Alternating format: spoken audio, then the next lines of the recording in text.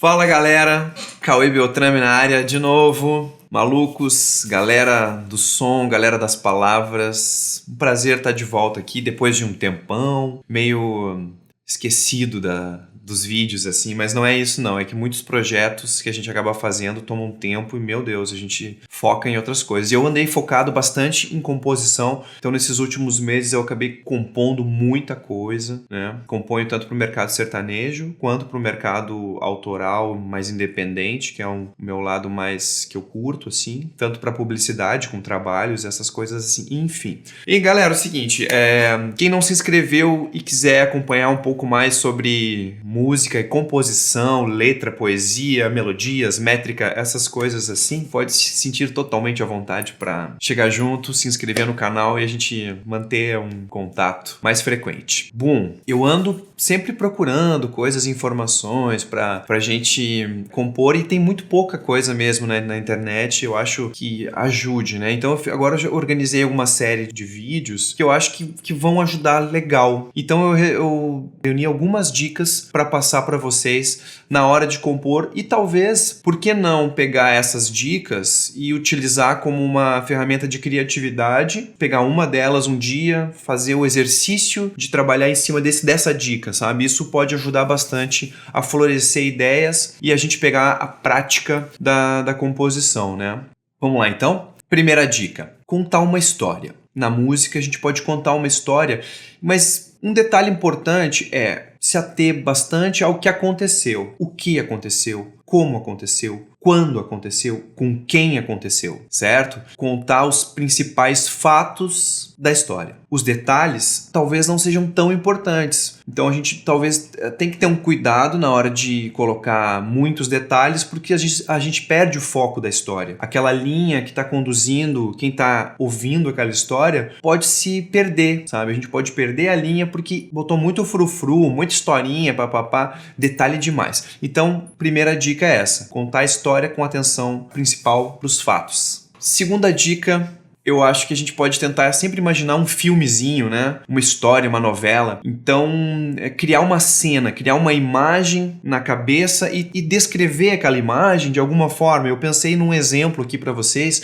O cara tá em casa, sentado no sofá, olhando uma televisão e escuta o barulho da porta, é a mulher do cara chegando, abrindo a porta lentamente, aquele barulho de porta, tal. Ela entra na sala, tá ele lá naquela cena, pode imaginar um livro aberto, uma bebida, um copo de leite, sei lá o que, entendeu? A partir da cena, a gente pode imaginar uma história. Ou então contar alguma coisa, algum dos detalhes dessa cena na nossa letra, na nossa poesia. Funciona, tá? Não vamos colocar os mínimos detalhes, como eu falei antes na primeira dica, mas é uma coisa que funciona. Criar uma imagem na nossa cabeça da cena que a gente quer contar e detalhar alguma coisa, contar alguma coisa dessa cena. Mais uma dica que eu acho legal também é contar uma coisa pessoal de uma forma como se o público fosse alguém, um amigo super especial, como se a gente estivesse contando um segredo único para aquela pessoa, como se fosse uma confissão,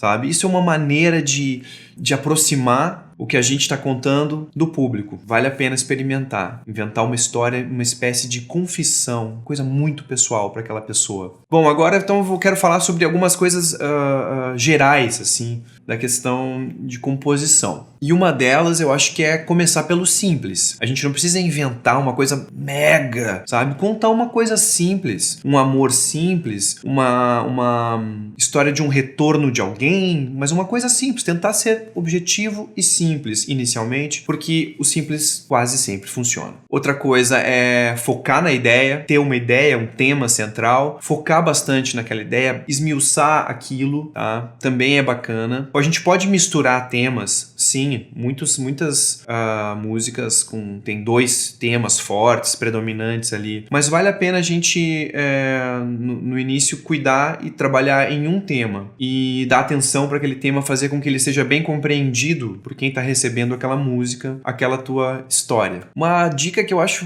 interessante, aí tem um pouco a ver com a relação de métrica, mas é a gente procurar frases com ritmo próprio. Eu vou dar um exemplo de uma música que que eu compus, que eu acho... Eu quis passar com essa música, na estrofe dela, a ideia de um encantamento, sabe? Uma pessoa que tá encantada por outra pessoa. É bem interessante, mas a questão do ritmo da frase, tá? Eu vou cantar um pouquinho aqui pra vocês. Peguei uma cola aqui, que eu nunca lembro as minhas letras. Vamos lá. Quando ela abre um sorriso, eu só penso em poder parar. Pausa o mundo, congela um segundo só pra poder te gravar. Na minha retina capturo a menina, faltou só emoldurar. Misturo teus traços, as cores divinas que Deus fez pra te pintar.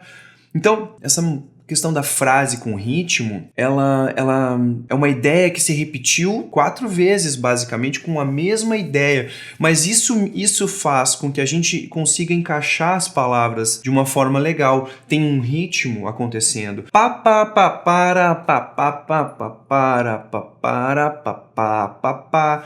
Tem uma pequena variação sempre no final da frase de divisão rítmica, mas o importante é que tem um ritmo, e esse ritmo foi o que vamos dizer assim, me ajudou a compor a escrita e a brincadeira do ritmo das palavras. Olha só como tem também uma outra coisa ali. Quando ela abre um sorriso, eu preciso. Então tem uma rima que não é no rima lá no final. Ela já tem uma rima de repetição logo ali, sabe? E pra quem quiser conhecer um pouquinho dessa música, essa música chama Eu Vou Casar Mais Ela. Ela foi gravada pela minha banda Eu Tô Eles, e a gente foi, vamos dizer assim, classificado e participou do Superstar 2015 com essa música lá. Tem vídeo lá na Globo.com também da gente se apresentando. A tela não subiu, mas tudo bem. Mas tem o link aqui do nosso clipe. Quem quiser conferir, vai lá, que vai ser bem bacana ter vocês lá. Mais uma dica que eu acho importante é o cuidado com a linguagem.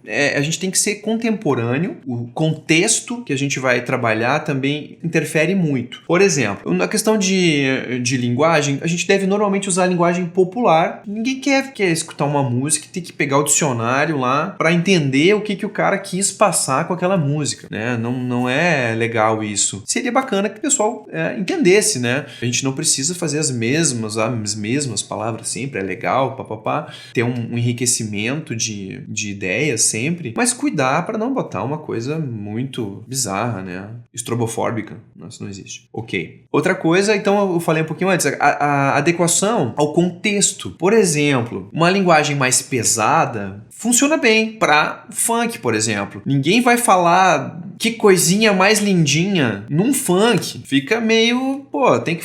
A galera pega um pouco mais pesado e combina com o contexto da música. Tem que ser aquela linguagem lá, né? Não vai trazer também aquela linguagem do funk para uma outra onda que vai ficar descolado, entendeu? Fica uma coisa meio, nada a ver, sabe? O que o cara tá falando, a música tá levando uma pegada, o cara entra com uma coisa mais pesada, assim. Outra coisa também são os termos regionais, que acho que tem um certo cuidado. Por exemplo, eu sou aqui do Rio Grande do Sul, e aqui a galera tem uma turma forte aqui que trabalha com a música regional, tradicionalista, música gaúcha, né? Tem termos que são dessa música, né? Mas então, misturar isso para uma música pop, para outras coisas, complica um pouco, não casa bem e vai chegar no outro estado e ninguém vai entender. Então, tem a questão desse contexto com a região, né? Contexto regional. Mais uma coisa, mais um exemplo também de gírias. As gírias também são regionais e as gírias muitas vezes cabem mais em estilos como o rap, né? Também uma dica de cuidado é a questão da linguagem. A gente tem que procurar ser contemporâneo, né? E não ficar descolado do que a gente está falando, para quem a gente está falando. E uma das dicas que eu mais gosto é...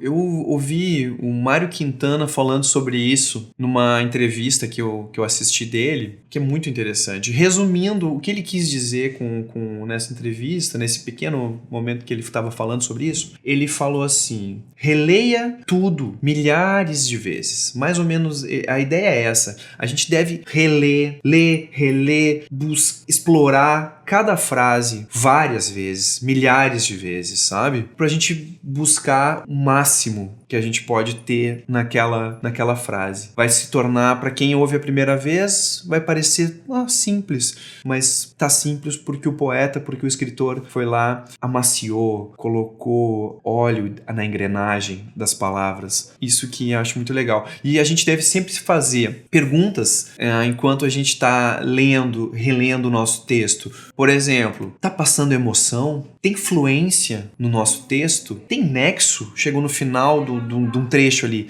Tem nexo? Vale a pena cada pergunta, vale a pena cada dúvida que a gente tiver sobre uma frase, sobre um trecho de uma música, para a gente obter o melhor resultado nosso naquela produção, naquela criação. Valeu, galera, fiquem com Deus mais uma vez, eu espero que tenham gostado, espero que tenham curtido e que aproveitem, utilizem essas ideias, essas dicas também como exercício para praticar, né, nossa composição diária. E se quiserem escrever alguma coisa para mim aqui, eu agradeço. Eu respondo sempre todo mundo. Muito feliz em ter vocês aqui, em poder falar sobre uma coisa que eu amo tanto, que é a composição. Todo mundo convidado para se inscrever no meu canal.